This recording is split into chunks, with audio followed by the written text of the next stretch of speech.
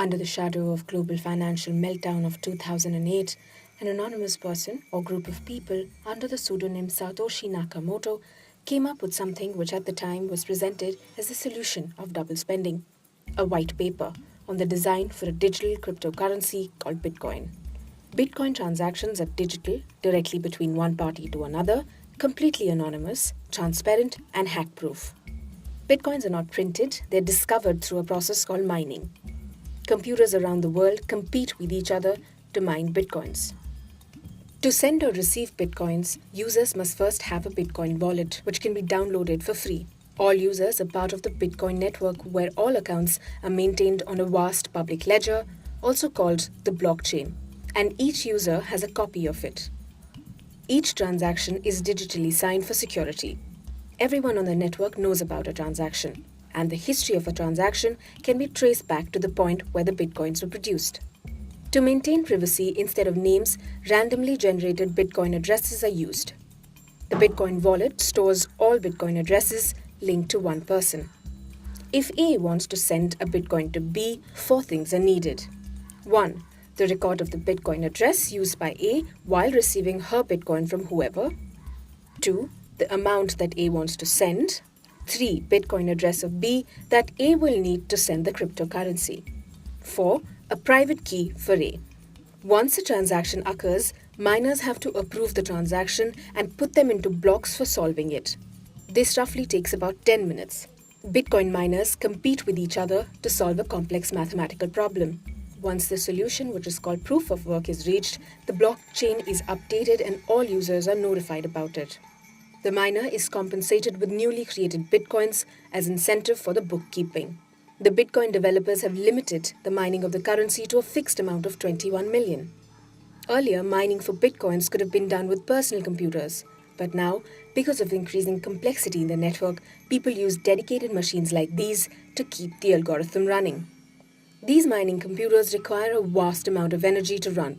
As the Bitcoin price increases, more miners enter the market, driving up the energy consumption further.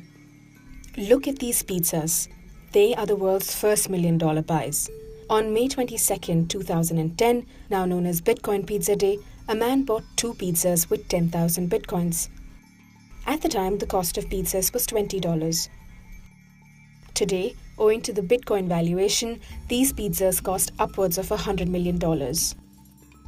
Apart from reflecting the meteoric rise in Bitcoin value, this transaction is also hailed as the first ever Bitcoin purchase. This, however, also points to one of the key problems Bitcoin critics say the cryptocurrency is facing right now, that of volatility. Critics caution that the volatility gives rise to concerns that the Bitcoin bubble could be set to burst. I mean, reality is that nobody can actually forecast this thing. It could be that there is a bubble. The reality is that it's hard to say because we don't really know what kind of fundamental value Bitcoin actually has. Here's a look at what the fiscal gods have to say about Bitcoin. India's central bank issued a strong warning against Bitcoin and the risks of investing in cryptocurrencies in initial coin offerings in 2015 and repeated the warning in 2017. The deputy governor of the People's Bank of China said, "One day you'll see Bitcoin's dead body float away in front of you." While Federal Bank of USA, though says it is premature to consider its very own digital currency, but it is something we're starting to think about. Indian Ministry of Finance cautioned against virtual currencies, comparing them to Ponzi schemes. But Bitcoin enthusiasts believe that after the internet, the next big idea that will revolutionize the system is the concept of peer-to-peer digital currencies. These temporary fluctuations are meaningless, created by speculators, people who do not understand the fundamental technology of the blockchain. Those who do know that in the long term, these fluctuations will make no difference. The more people who use Bitcoin, the more valuable it will become. However, critics say that it is not a currency system and is more of an asset, used at best to hold value. I see as the legal risk as one of the biggest risks of Bitcoin. If regulators suddenly step in and decides that Bitcoin is outlawed, then it's basically almost the end, right? The legal aspect of Bitcoin, it's a very relevant one. For now, among others, the biggest criticism this cryptocurrency faces is also what makes it so lucrative, that it escapes any kind of regulation.